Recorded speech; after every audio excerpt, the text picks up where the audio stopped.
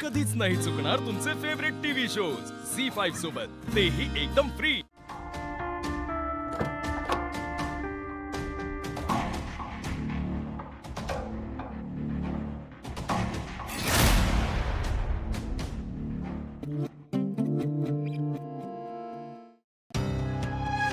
नीलांबरी, अगं कुठे गेली होतीस एवढ्या गडबडीत? जे काम तुम्ही करणं अपेक्षित होतं ना ते काम करून आले मी।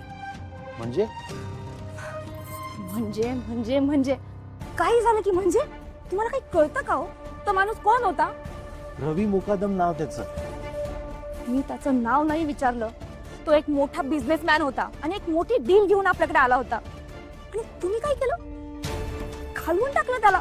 पण असं काही बोलला नाही तो माझ्याजवळ। कुठला बिझनेसमॅन सांगतो की तो डील घेऊन आलाय? अहो त्यांच्याकडे वेगळ्या वेगळ्या पद्धती असतात आणि तो म्हणाला होता ना की मी प्रोजेक्ट एक्सप्लेन करतो, ऐकून घ्यायचं होतं ना। अगं तो फक्त निर्णय मागायला आला होता की त्याचा प्रोजेक्ट कसा आहे। मग द्यायचा होता निर्णय। तुम्ही काय निर्णय देणार म्हणा, पण किमान ऐकून तरी घ्यायचं होतं। उद्या उठून या सगळ्या गोष्टी पप्पांना कळाल्या असता ना तर तुमच्याकडे काहीतरी शिल्लक राहिलं असतं त्याविषयी। पण नाही, तुम्ही काय बोलणार म्हणा आणि मला काही सांगूच नका अजिबात। तुमच्या चेहऱ्यावरची माशी हलत नाही। किती अडाणी माणूस आहे आणि तुमच्याशी बोलण्यात काही अर्थच नाहीये। नीलांबरी, अगं अगं थांब, अगं नीलांबरी, अरे अगं इतकं चिडायला झालं काय? पण अगं मी विचारलं होतं त्याला की बाबा काय काम आहे तुझं, कशासाठी आलास इथे? तो मला वाटतं काहीतरी प्रोजेक्ट बद्दल वगैरे काहीतरी बोलत होता। मग काय प्रॉब्लेम होता? ऐकायचं ना। तर मला काय कळतं त्यातलं?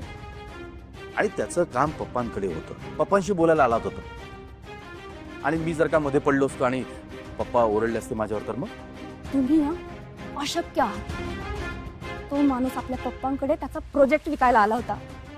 इतकी साधी गोष्ट होती, त्यात न कळण्यासारखं काय होतं? आणि तुम्ही मध्ये पडले असते तर काय बिघडलं असतं? पण शेवटी हे सगळं तुमचंही आहेच ना। मला सांगा, तुम्ही कधी करणार बिझनेस, कधी घेणार निर्णय? की आयुष्यभर या घरातल्यांची बोलणी ऐकतच जगत राहणार आहात? हे बघा, तुम्हाला याचं काही वाटत नसेल पण मला वाटतं निदान माझा तरी विचार करा। चांगली हातातून आलेली संधी घालवली। शी! नीलांबरी,